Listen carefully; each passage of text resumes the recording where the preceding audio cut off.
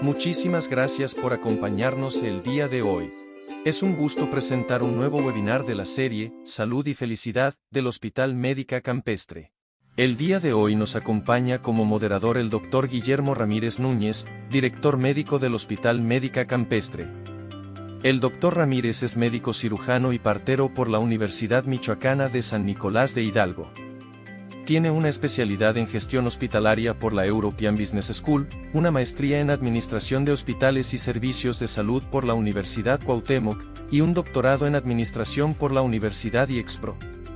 Les damos la más cordial bienvenida. Comenzamos nuestro webinar. ¿Qué tal? ¿Cómo están? Muy buenas tardes. Bienvenidos a este jueves de webinar de la serie Salud y Felicidad que presenta el Hospital Médica Campestre. Pues con el gusto de saludarlos como cada 8 días. Hoy tenemos un tema sumamente interesante. Vamos a hablar sobre la prevención del suicidio. El suicidio es un problema de salud pública no solamente en México, sino a nivel mundial.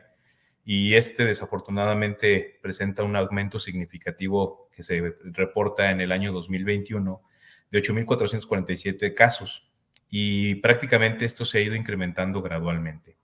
La ocurrencia se presenta también entre los 18 a 29 años de edad y suele ser más frecuente en las mujeres. En nuestros estados, en Chihuahua, es el primer lugar catalogado, y el que tiene menos posibilidades o menos estadísticas es Guerrero.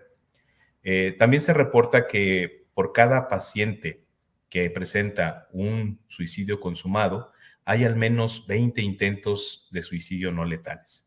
Debido a esto es que es importante que nosotros nos enfoquemos mucho en la atención y la promoción, y lo más importante, en detectar a tiempo, evaluar y tratar a las personas que muestren conductas suicidas y hacerles un seguimiento adecuado. Y pues el día de hoy contamos con la presencia del doctor Mario Varona Ramírez. El doctor Mario Varona es médico psiquiatra. Actualmente forma parte del staff del Hospital Médica Campestre y pues justamente nos viene a hablar al respecto. ¿Cómo está, doctor? Muy buenas tardes, bienvenido. Muy buenas tardes a usted, doctor Ramírez, y a todo nuestro amable auditorio que atiende esta fuente de información tan útil. Muchísimas gracias, doctor. Sabemos que es un tema de suma importancia, pero lo más importante es que cómo podemos identificarlo, qué debemos de hacer y sobre todo con quién debemos de recurrir, que me imagino que vamos a hablar a lo largo de la presentación. Y pues bueno, doctor, lo escuchamos. Muchas gracias. Sí, muchas gracias.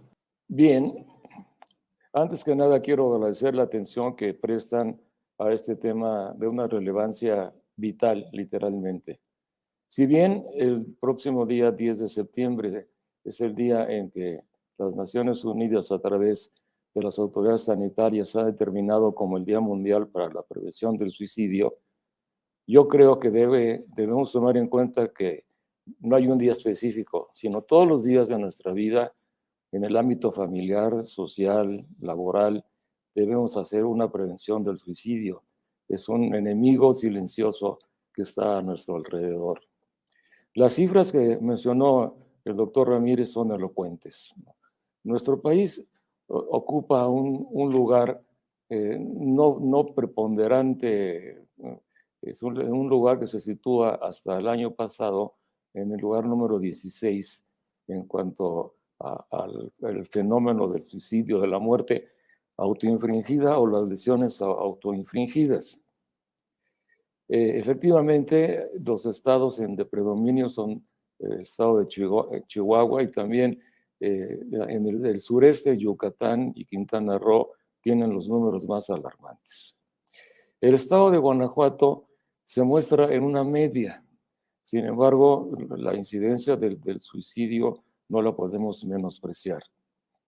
El suicidio como tal pues viene de la palabra quitarse la vida a sí mismo.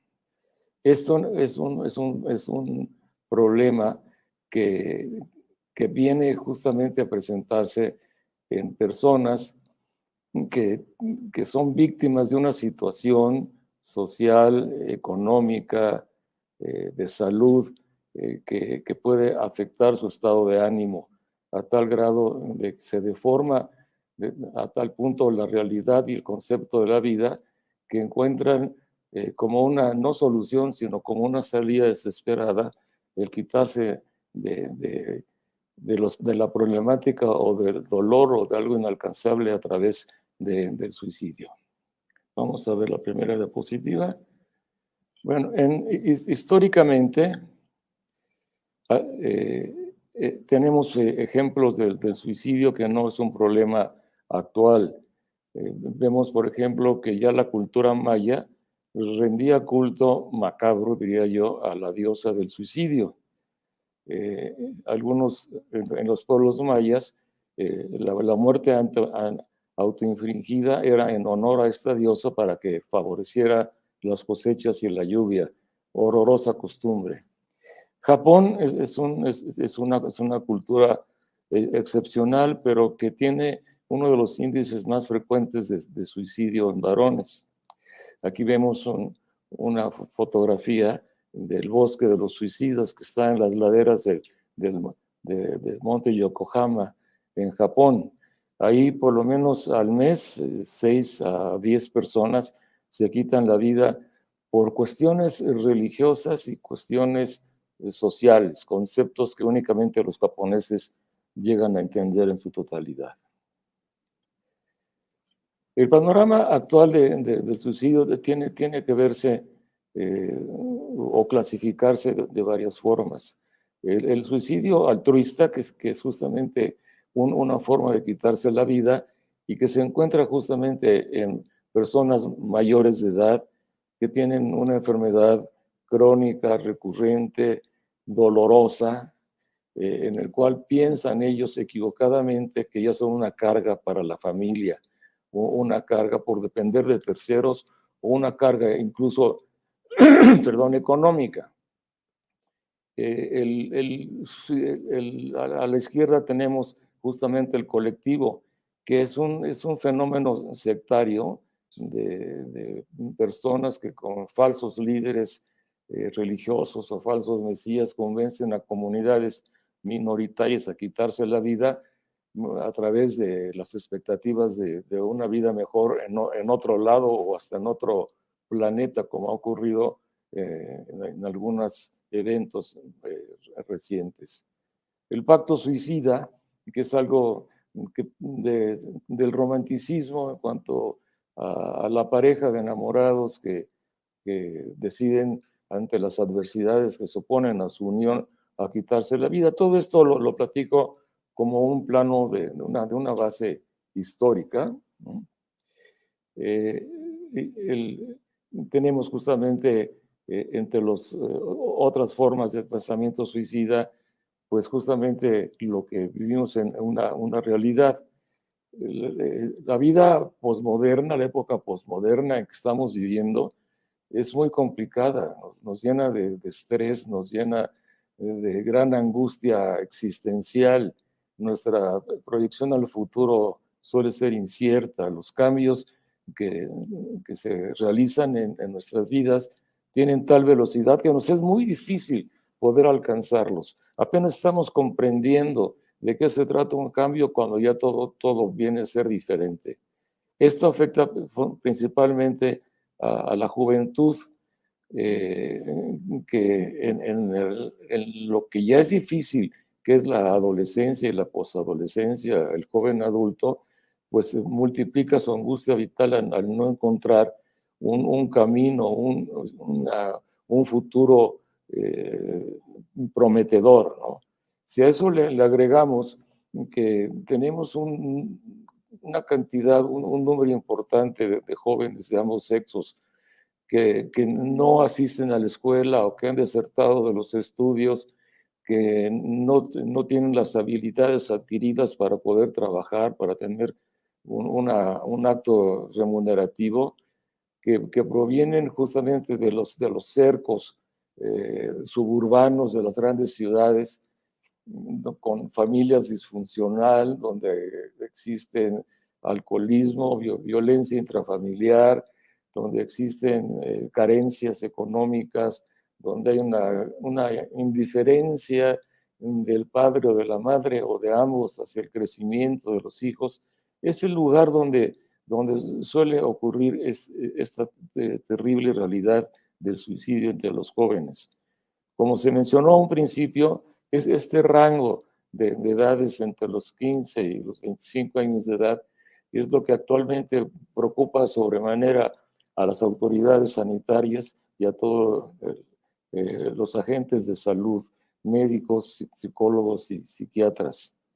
Es algo que tenemos que evitar. El suicidio puede ser un raptus de suicidio, es decir, lo que se ve, por ejemplo, en las salas de urgencia de suicidios no consumados, en que cuando después de hacer todo lo conducente para hacer una reanimación, hacer un lavado gástrico, suturar heridas autoinfligidas o lo que dé lugar, el paciente, cuando esclarece su estado de conciencia, no sabe a ciencia cierta qué fue lo que ocurrió, por qué lo hizo, ¿no? A esta sin razón se le llama raptus de suicidio. Es el menos frecuente.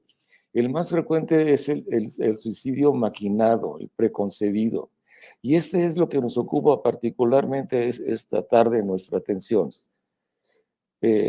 Existía, por ejemplo, no hace poco tiempo, una falsa concepción en que se decía que el auténtico suicida no anunciaba su decisión de quitarse la vida por propia mano, y que aquella persona que anunciaba su intención de suicidarse era una forma de manipulación para tener una ganancia secundaria. No hay nada más cerrado que esta aseveración, porque justamente personas que estaban clamando, gritando por ayuda, por comprensión, por oídos que le escucharan su angustia, su naufragio, no fueron escuchadas porque se aplicaba esta falsa concepción, ¿no?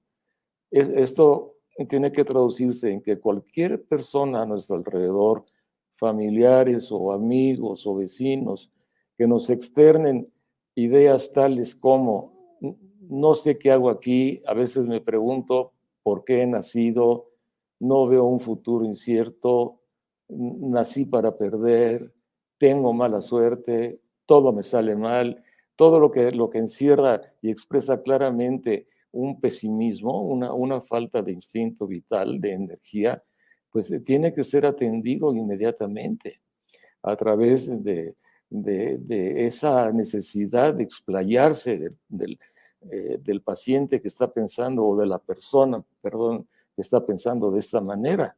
Hay que sentarse con todo el tiempo del mundo para preguntarle: ¿qué te pasa? ¿Por qué piensas así? O sea, darle justamente la atención, el tiempo para que él pueda explicar qué está pasando al interior de su vida. Porque se nos va esa oportunidad, ¿no? Las muertes por suicidio que se pudieron haber evitado suman miles, incluso dentro del área médica. Hasta hace muy poco tiempo el paciente asistía a consulta con el médico generalista o con el médico de la esquina o donde fuera, y además de la diarrea o el dolor de cabeza o las anginas inflamadas, le decía a su médico: no puedo dormir, tengo unas noches interminables, tengo muchos problemas, no encuentro solución a los mismos. Yo creo que la solución sería desaparecer de este mundo, y únicamente recibía la prescripción de un antibiótico, un antiinflamatorio o un analgésico. O sea, todo eso tiene que terminar drásticamente, porque las muertes previsibles del suicidio son muchas y nos dan muchas oportunidades, nos dan momentos totalmente apreciables y visibles, sobre todo, ¿no? No podemos más que ver las cosas con claridad. Los jóvenes, dice una psiquiatra especialista en la adolescencia en un tratado sobre el tema, que nada hay más doloroso en el ser humano que dejar de ser niño. ¿Esto qué significa, no? La crisis existencial que afrontan los jóvenes, los adolescentes, el darse cuenta de abandonar un nicho de confort, de seguridad, que era la niñez en el mejor de los casos, ¿verdad?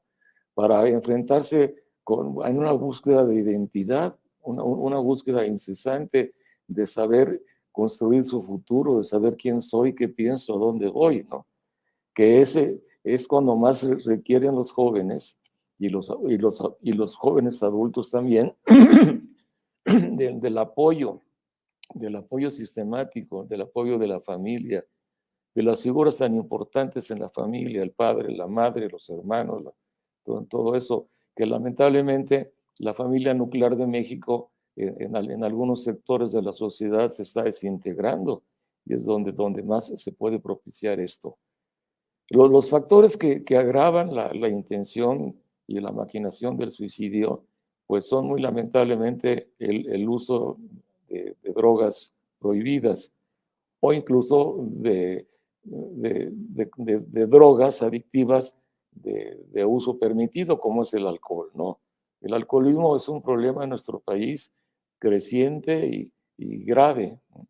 El mexicano comienza a beber muy joven y el estado de ebriedad lubrica en muchos casos, o más que muchos casos, el intento de suicidio tanto en hombres como mujeres, ¿no? Eh, la proporción en cuanto a género es elocuente, ¿no?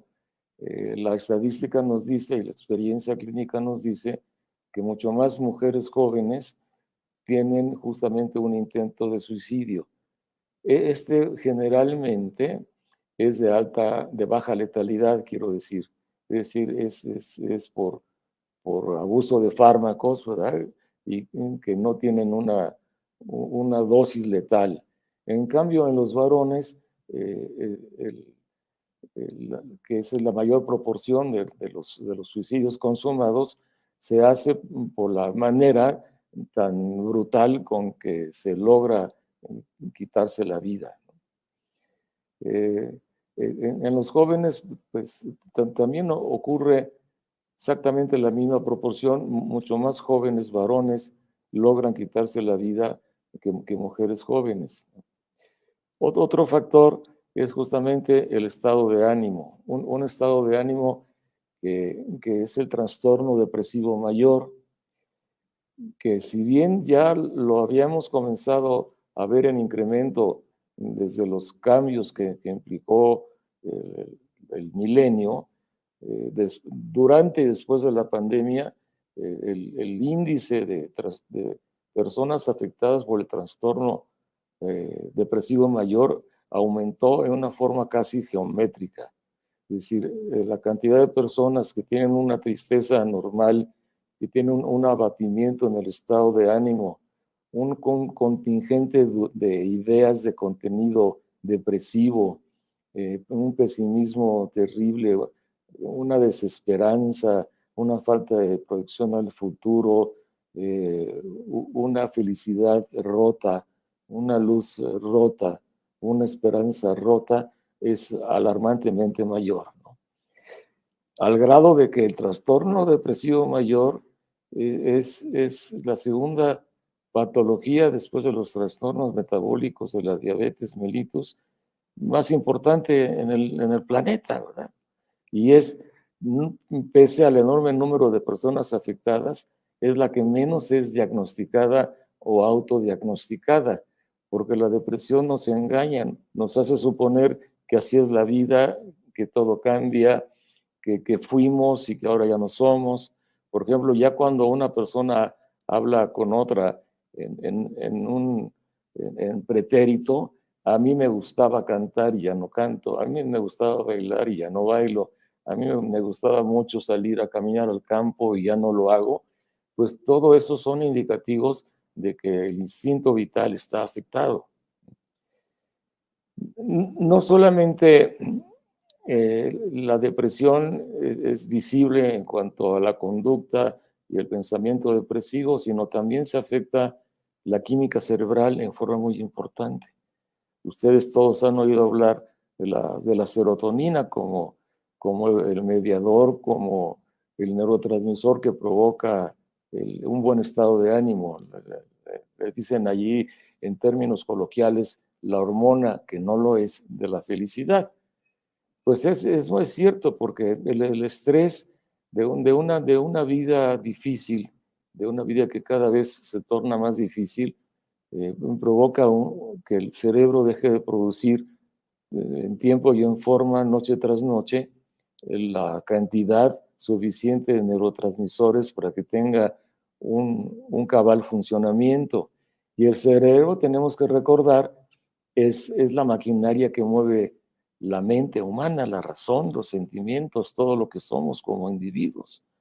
Entonces, es esa deficiencia de los niveles de neurotransmisores, y uno principalmente que es la dopamina.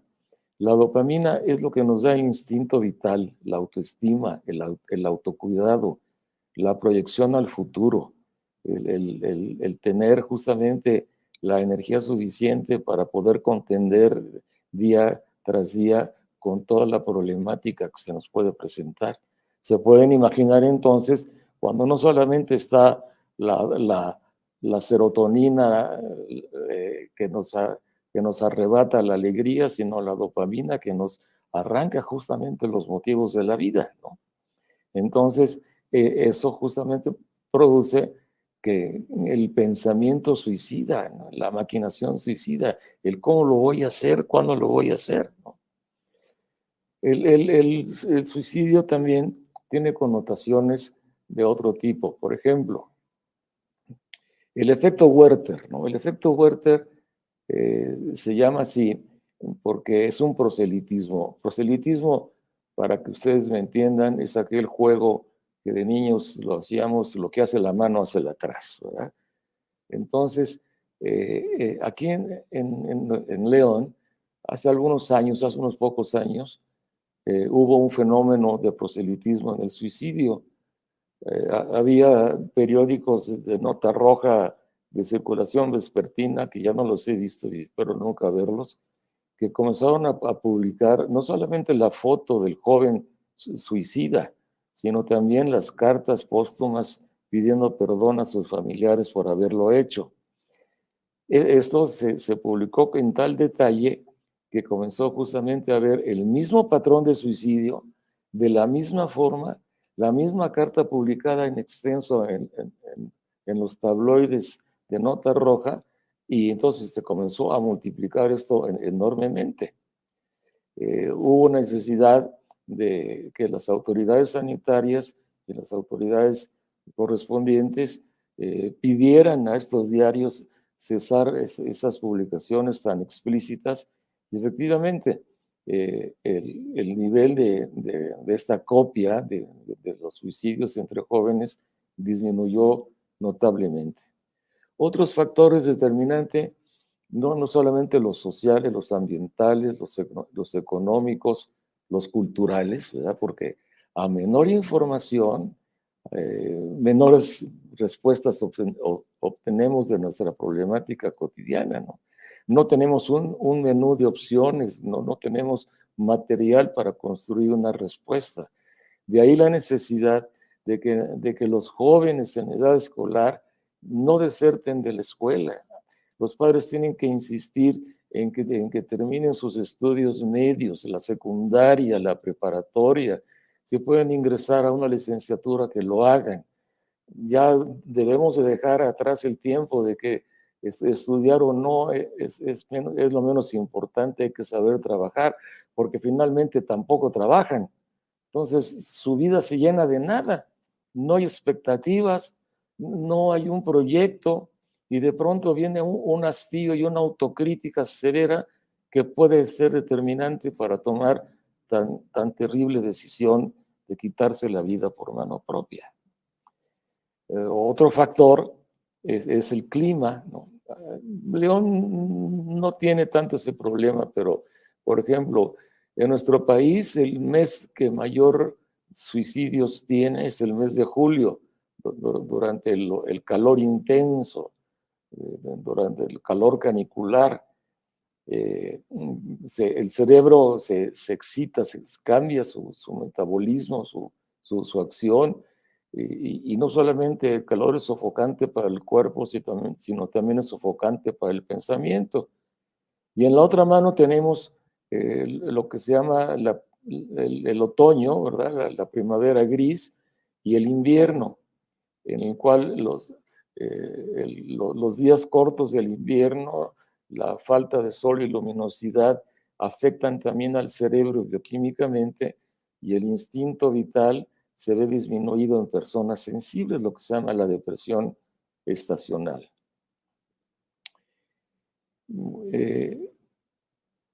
Toda esta introducción lleva como fin de que a pesar de lo grave de este problema, está en todos y en cada uno de nosotros, padres de familia, médicos, vecinos, amigos, compañeros, todo el tejido social en intervenir. Si tenemos la conciencia que estamos con la posibilidad de poder evitar un suicidio, como lo dije hace un momento, acercándonos a él, darle importancia a la persona que sufre, en su momento canalizarla a un servicio de salud mental, que en el estado de Guanajuato pues están las unidades de salud mental dispersas estratégicamente a lo largo y ancho del estado. Tenemos un hospital de psiquiatría aquí en León, ¿verdad? Que es un hospital de tercer nivel de atención, quiere decir, es de una alta especialidad en salud mental. Tenemos un creciente número de psiquiatras que se han agregado a la clase médica de nuestra ciudad. O sea, siempre tenemos una oportunidad que hay que saber observar y hay que saber aprovechar. Creo que ha llegado el momento en que podemos abrir un pequeño espacio para que ustedes desde casa pues puedan comenzar a hacer llegar sus inquietudes o sus preguntas y con todo gusto vamos a tratar de contestarlas. Muchas gracias, doctor. Muy bien, doctor. Pues por aquí tenemos algunas preguntitas que justamente nos están haciendo las personas que nos acompañan en el webinar. Y primero que nada quiero decirles que pues tenemos muchas felicitaciones. Y justamente vamos a empezar con algunas, doctor. Nos comenta María del Carmen, últimamente han aumentado los suicidios, sobre todo en los jóvenes y niños. ¿Qué podemos hacer o cómo podemos ayudarles? La respuesta se comentó, pero no por eso es interesante ser repetitivo, ¿no? Neciamente repetitivo. Tenemos que cuidar a nuestros niños, atender a nuestros niños, amar a nuestros niños, lo mismo que a nuestros jóvenes.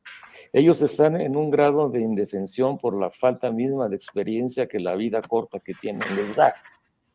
El hecho está de que por muchas razones que no vamos a analizar en ese momento, laborales, sociales o mixtas o económicas, lo que sí es un hecho muy preocupante es el abandono al cuidado de los niños y de los adolescentes, ¿no? Son lanzados a su suerte, en muchos casos, por familias desintegradas y disfuncionales.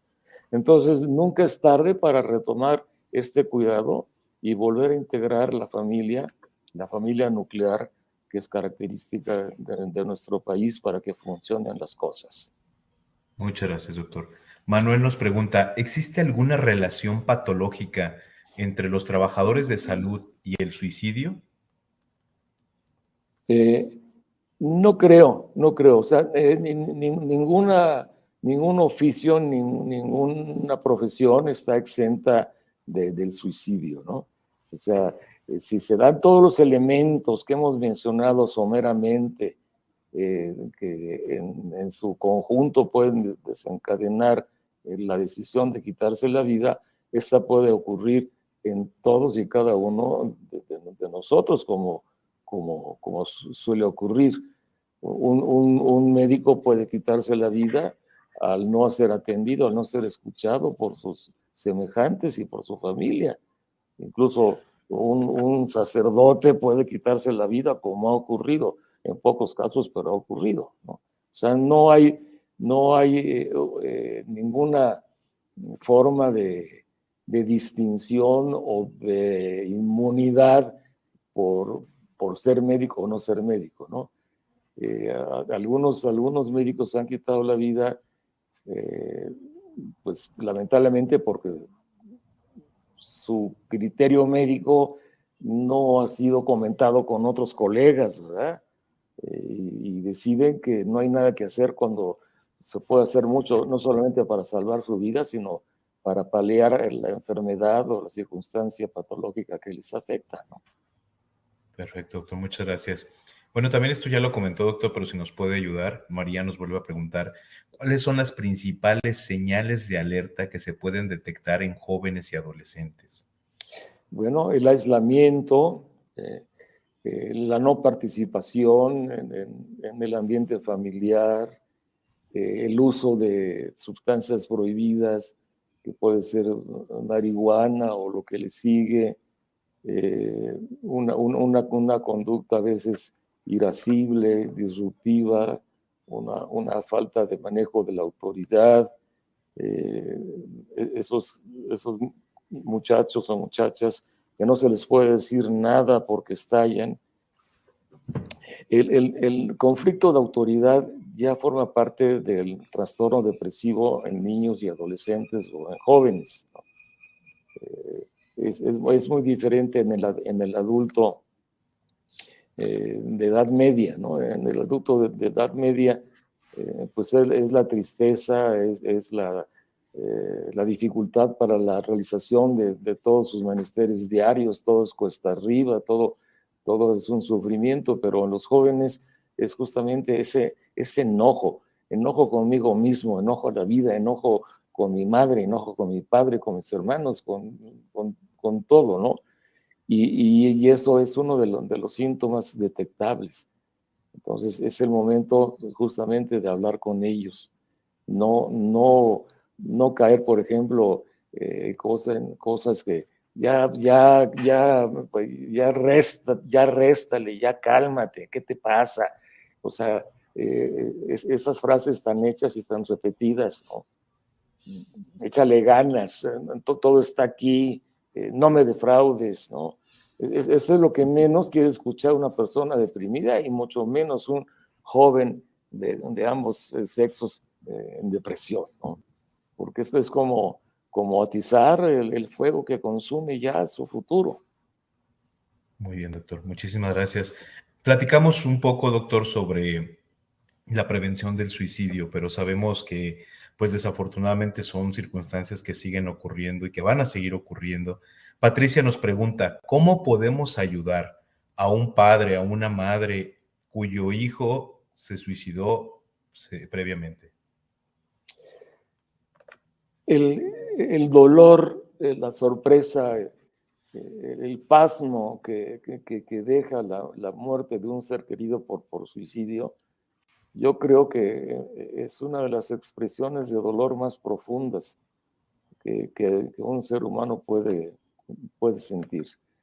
La muerte se puede ver y aceptar en varias formas. Por ejemplo, la muerte al final del ciclo de la vida, ¿no?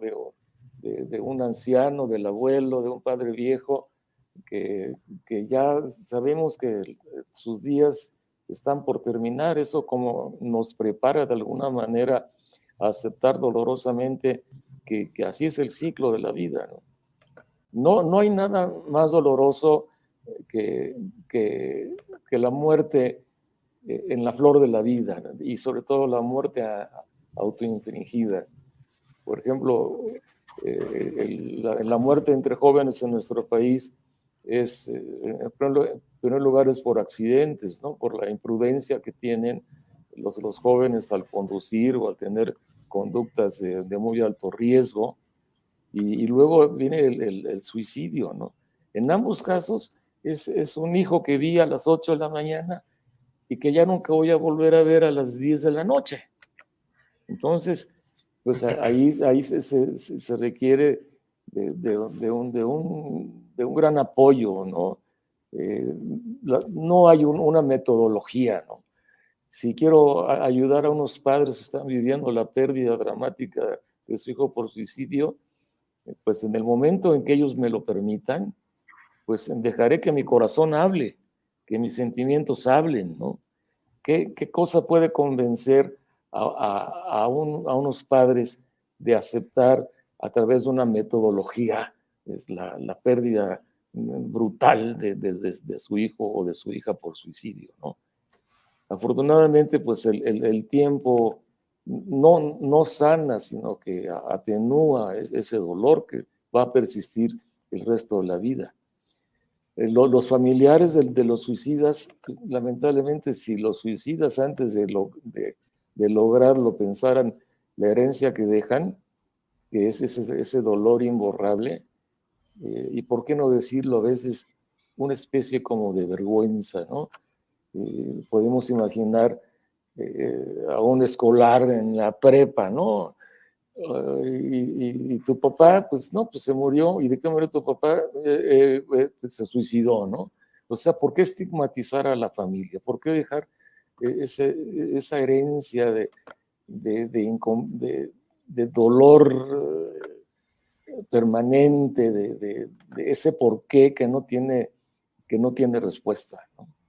Pero no por eso hay que abandonar a estas personas en su dolor, todo lo contrario. Perfecto, doctor. Cuando nosotros identificamos a alguien, doctor, con estas tendencias, estos comportamientos, ¿qué es lo recomendable? ¿Iniciar con un psicólogo o de lleno entrar con un psiquiatra? El problema de la maquinación suicida, no creo que sea susceptible de ser modificado a través de una terapia de apoyo de cualquier naturaleza, porque ya la disfunción bioquímica del cerebro, el trastorno depresivo mayor, el abatimiento de las sustancias que acabamos de mencionar, ya está dado. Requiere justamente de una evaluación con el psiquiatra y sobre todo de instalar una medicación que debe ser con antidepresivos que actúen de una manera eficaz, eficiente, segura, a corto plazo y que no tengan dosis letal media. Es decir, no vamos a entregar una pistola cargada a una persona que quiere suicidarse, ¿no? Por ejemplo, el uso de antidepresivos tricíclicos, la imipramina y sus derivados, no deben darse a una persona deprimida y mucho menos con ideación suicida. Deben darse los antidepresivos atípicos modernos, ¿no? De cuarta generación, los inhibidores selectivos de las recapturas de los neurotransmisores, ¿no? No, o sea, son los más efectivos para poder inhibir la depresión, el pensamiento depresivo y la maquinación suicida en un término tan rápido que comienza a actuar entre el cuarto y séptimo día después de instalado el tratamiento. Sobre todo hacer un equipo con la familia, un equipo con la novia, el novio, con los más cercanos a nuestro paciente, con la esposa, el esposo, con el compadre, con el vecino, para que sin ser una vigilancia estrecha, estén cerca de él. En muy pocos casos es necesario el ingreso hospitalario, ¿no?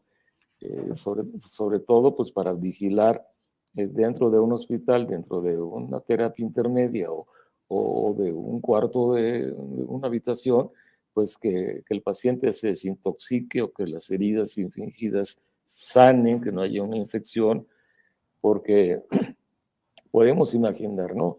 Después de toda la tragedia que es mi vida, después de haber decidido quitarme la vida, ahora termino anexado, ¿verdad? O termino en un hospital psiquiátrico, ¿no?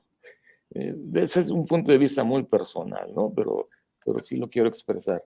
Lo que menos quiere un paciente es sentirse todavía mayormente en conflicto consigo mismo, fomentando sentimientos de culpabilidad o cosas así.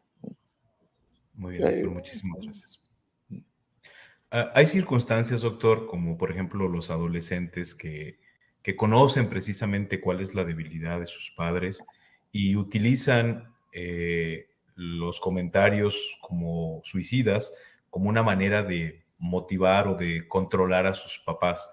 ¿Cómo debemos de trabajar en estos casos, doctor? ¿Debemos de creer 100% en el hecho de lo que el joven nos está comentando o tomarlo con cierta reserva? ¿O qué nos recomienda usted hacer en esos casos? El no tomarlo con seriedad, con certeza, es muy peligroso, altamente peligroso. Porque si yo no pienso quitarme la vida, no voy a utilizarlo para de alguna manera obligar a mis padres a cambiarme el modelo de celular, ¿no? O sea, volvemos a lo mismo. Ya advertí que hay que derribar esos mitos de que una persona que dice, pues me voy a matar por esto, me voy a matar por aquello, la novia o el novio despechado, mejor hay que pecar de credulidad que caer en una dolorosa indiferencia que puede tener consecuencias fatales. Así es. Muy bien, doctor, muchísimas gracias. También nos están preguntando, doctor, que en algunos casos los pacientes tienen un tratamiento, ya tuvieron previamente una intención, fueron llevados a seguimiento, pero se vuelve a presentar un evento secundario, un segundo evento donde el paciente lo vuelve a intentar, y pues por algún motivo es nuevamente detenido por el personal familiar o por algún médico que le brinda la atención. En este caso de recaídas, doctora, ¿a qué se deben esas recaídas? Fundamentalmente a que no hay cambios positivos ni proactivos en el medio donde este paciente se desenvuelve, esta persona, ¿verdad? Si huir por la puerta falsa del suicidio ante una familia disfuncional, donde todo es violencia, donde todo es lo menos propicio para vivir en tranquilidad y en paz, lo sacamos del intento de suicidio y lo devolvemos al mismo sitio, al mismo infierno, pues es obvio que esto ocurra. Es muy importante en la consulta psiquiátrica y psicológica, la logoterapia, ¿no?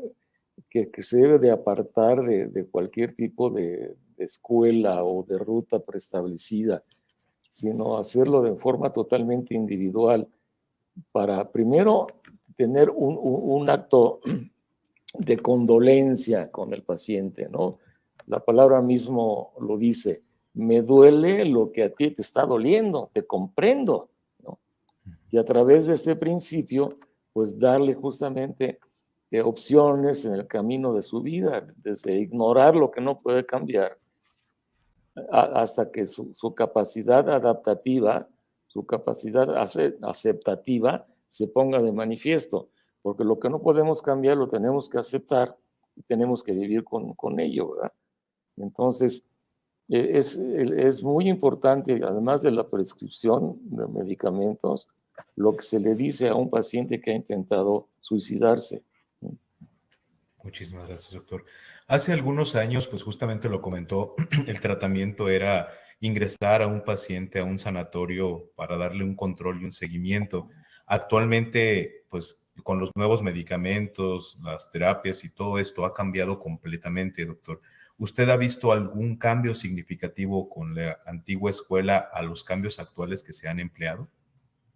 Definitivamente sí, sí. De hecho, pues yo le puedo decir que en los últimos 10 años he internado para vigilancia por las consecuencias de la forma en que trataron de quitarse la vida a 2 o 3 pacientes aquí mismo en el hospital, ¿verdad?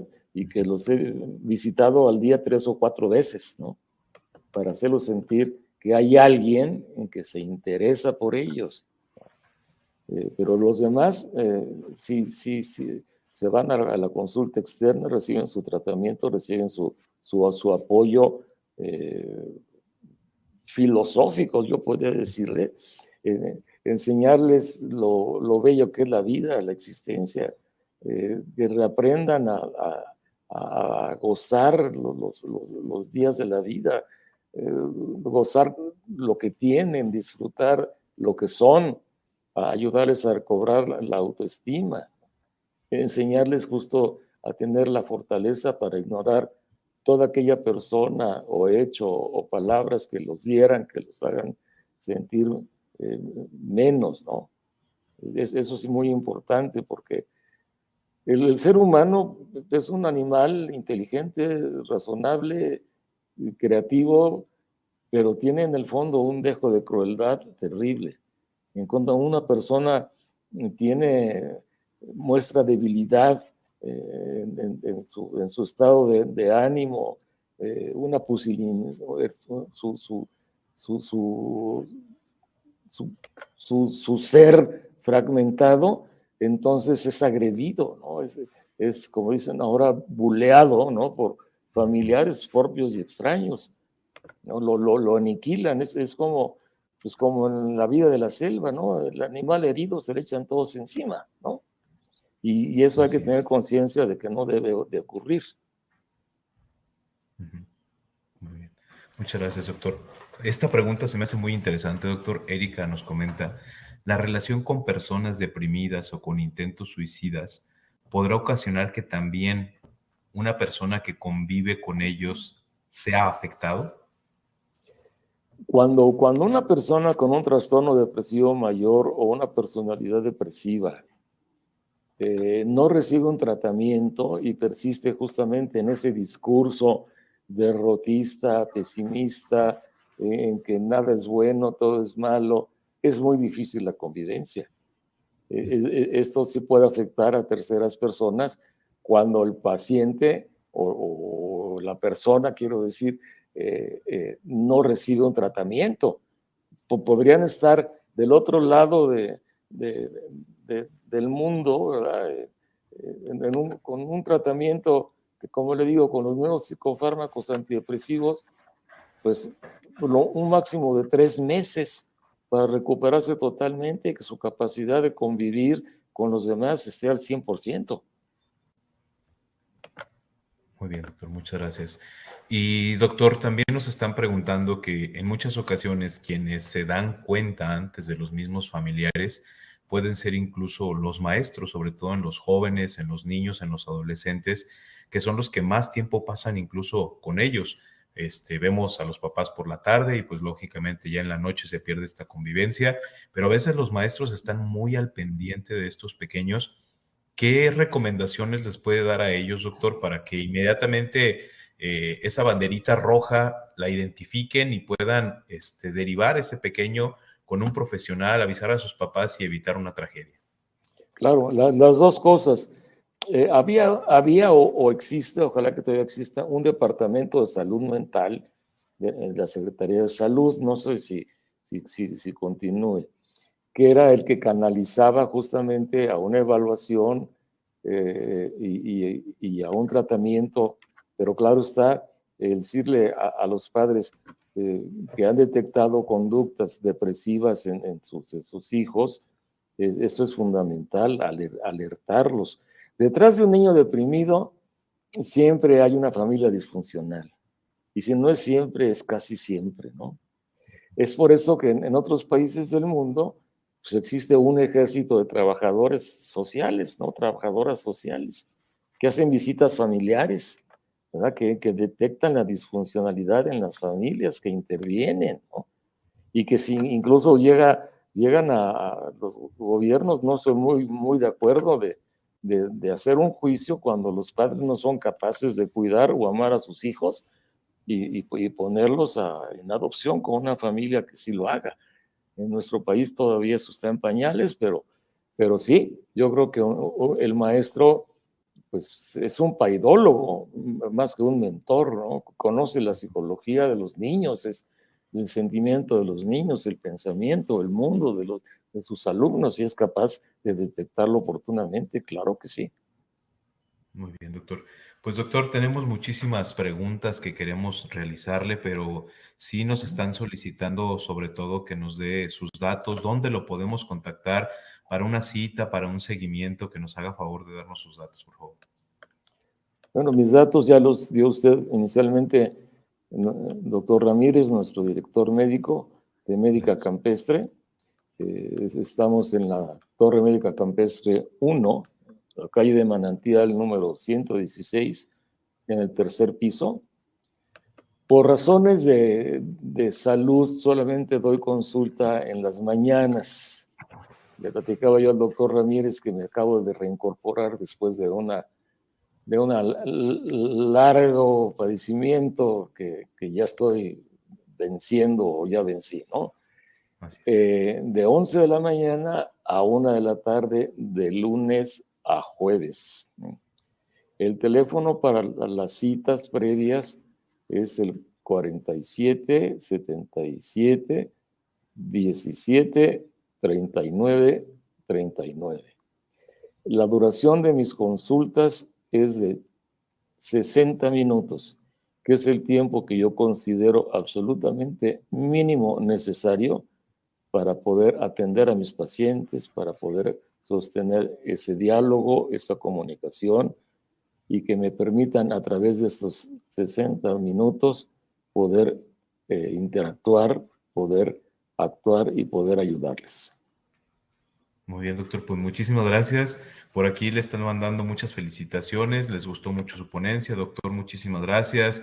Hemos aprendido mucho, doctor, gracias, una ponencia muy clara. Doctor, felicidades, le agradecemos su tiempo. Muchas felicitaciones, doctor, y justamente pues es muy importante esto que nos dice, identificar tempranamente, y justamente por eso estamos aquí, para abrazar la vida y prevenir el suicidio. Si tenemos alguna situación relacionada, el doctor ya dejó sus datos, y pues bueno, doctor, también por aquí ya lo están comprometiendo a un futuro webinar que ya posteriormente platicaremos. Con todo gusto. Por último, quiero agradecer mucho su invitación, doctor Ramírez.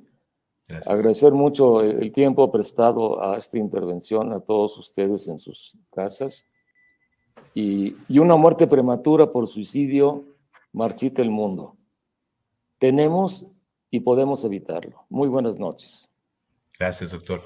Bueno, y pues también quiero agradecer a todos ustedes que cada 8 días nos siguen a través de esta plataforma.